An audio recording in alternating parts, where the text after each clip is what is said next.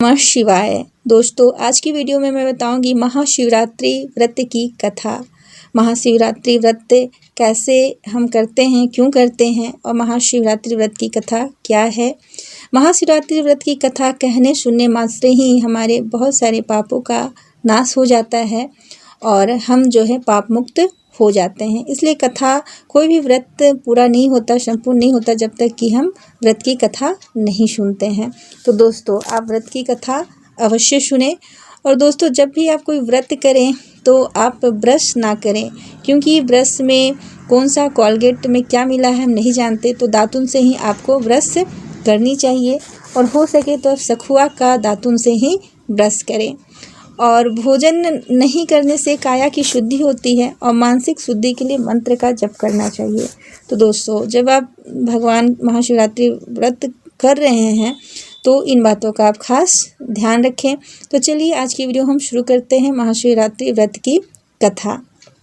दोस्तों, ऐसी मान्यता है कि चित्रभानु नामक एक शिकारी थे जो बहुत गरीब थे और अपनी पत्नी और बच्चों का पेट भरने के लिए वो जंगल में शिकार के लिए गए थे और उन्हें कोई भी शिकार नहीं मिला, कुछ भी ना मिला। तो वो बहुत निराश हो गए और भूखे थे और भूखे पेट मतलब वो जंगल में थे।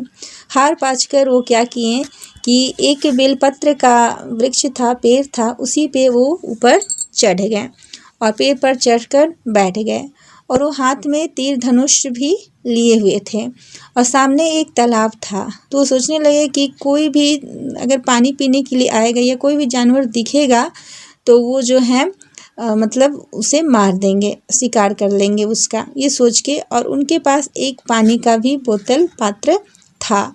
तो वो क्या किए कि पानी का जो पात्र था उसे पेड़ पर ही एक जगह टांग दिए।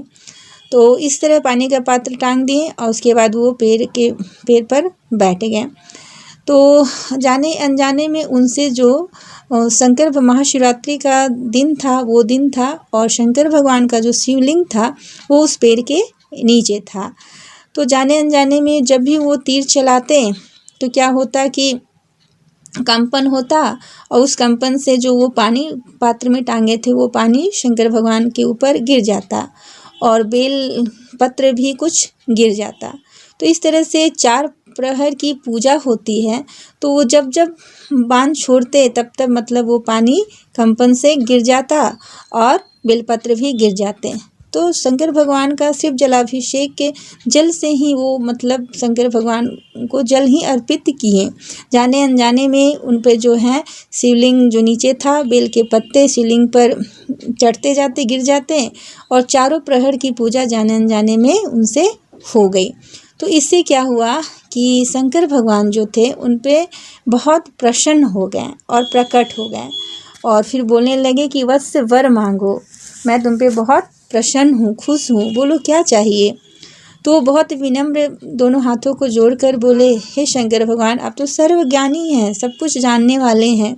मैंने आपका कोई व्रत नहीं रखा, मैं बहुत गरीब हूँ और मेरे परिवार जो है बहुत भूखा है। तो मैं उनका पेट भरने के लिए शिकार करने आया था, लेकिन मुझे कोई शिकार मिला नहीं। तो मैं थक हार के इस वृक्ष पर चढ़कर बैठ गया और मैं सिर्फ तीर चला रहा था पानी में का पात्र से और जाने अनजाने में वो आपके शिवलिंग पर गिर गया पानी और बेलपत्र भी टूटकर गिरते चले गए। मैंने ये पूजा जानबूझ के नहीं की है। वो सच अपना सच्चाई जो है भगवान के सामने वो चित्रभानु शिकारी रख दिए। तो उसके भोलेपन को देखकर शंकर भगवान बहुत प्रसन्न हुए और उसने जितने भी पाप किए थे, जितने भी जानवरों को मारा था, तो उसे उन पापों से शंकर भगवान मुक्त कर दिए और उन्हें अपनी शरण में ले लिए। उन्हें मोक्ष की प्राप्ति हुई और उनका नाम जो है अभी भी जाना जाता है, शिव पुराण में भी उनका नाम मिलता है। और उन्हें जो है मतलब भगवान उन पर बहुत अधिक प्रसन्न हुए और देखिए उनका नाम अभी तक हम लोगों के जुबान पर भी आ रही है। तो इस तरह से शंकर भगवान जो हैं उन्हें जन्म जन्मांतर के पापों से मुक्त किए और उनकी गरीबी दूर हो गई। तो इस तरह से जाने अनजाने में भी उनके चारों प्रहर की पूजा से शंकर भगवान प्रसन्न हो गए। इसीलिए दोस्तों महाशिवरात्रि के दिन 4 प्रहर पूजा करने का नियम है, और जो लोग मंदिर जा सकते हैं वो मंदिर में भी जाके पूजा करते हैं, और नहीं तो बहुत सारे लोग मिट्टी का शिवलिंग या शिवलिंग भी अपने घर में रखते हैं और शिवलिंग की चारों प्रहर जो है विधिवत पूजा करते हैं। तो मैंने एक वीडियो बनाई है कि शिवलिंग की चारों प्रहर का सही समय क्या है, और चारों प्रहर में शंकर भगवान का जलाभिषेक कैसे करें, कच्चे दूध से करें, शहद से करें, किन चीज़ों से करें, और कैसे विधिवत सही समय पे पूजा करें। और निषिद्ध काल का सही समय क्या है, तो 12:33 से रात्रि में 3:39 तक का। इस बीच जो है आप शंकर भगवान को सिर्फ जल से अभिषेक भी करते हैं तो आप बहुत पुण्य के भागी बनते हैं, क्योंकि भगवान जो है भाव के भूखे होते हैं। ऐसा नहीं है कि हमें बेलपत्र नहीं मिला या हमें भांग धतूरा नहीं मिला, रोड़ी चंदन नहीं मिला, नारियल नहीं मिला तो भगवान हमसे प्रसन्न नहीं होंगे। भगवान को सिर्फ श्रद्धा से हम जल भी चढ़ाते हैं, साधारण जल भी चढ़ाते हैं, गंगा जल नहीं मिलाकर, तभी भी ये निषिद्ध का जो काल होता है उस काल में अगर शंकर भगवान की हम पूजा करते हैं तो हमें विशेष फल मिलता है। और जो लोग चारों प्रहर करते हैं उन पर शंकर भगवान बहुत प्रसन्न होते हैं। इसीलिए महाशिवरात्रि के पर्व में चारों प्रहर पूजा का नियम है, और निषिद्ध काल में पूजा करने का विशेष नियम है, और भगवान को बेलपत्र जल चढ़ाने का विशेष नियम है। तो जब भी आप कथा सुने तो हाथ में अक्षत और फूल ले लें, और सर पे आंचल रख लें या कोई भी लाल पीला कपड़ा रख लें, पुरुष स्त्री कोई भी, इस तरह से आप कथा सुने। और कथा सुनने के बाद हर हर महादेव बोले, भगवान का स्मरण करें, शंकर भगवान का स्मरण करें।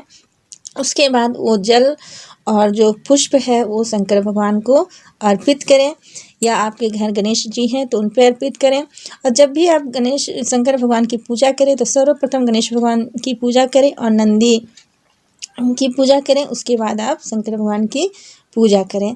तो इस तरह से आपको पूजा करनी चाहिए। और इस दिन शंकर भगवान को प्रसन्न करने के लिए बेलपत्र, जल और भांग धतूरा, कच्चा दूध, शहद और बैर, गाजर का हलवा, जो भी आपकी सामर्थ्य हो उन्हें भोग लगानी चाहिए। आज की वीडियो में बस इतना ही। वीडियो अच्छी लगी हो तो लाइक करें, शेयर करें, कमेंट करें, मेरे चैनल बने हैं तो सब्सक्राइब करें, और शंकर भगवान की मंत्र का जप करें। प्रेम से बोलिए हर हर महादेव, ओम नमः शिवाय। कमेंट में ओम नमः शिवाय और से लिखें। धन्यवाद।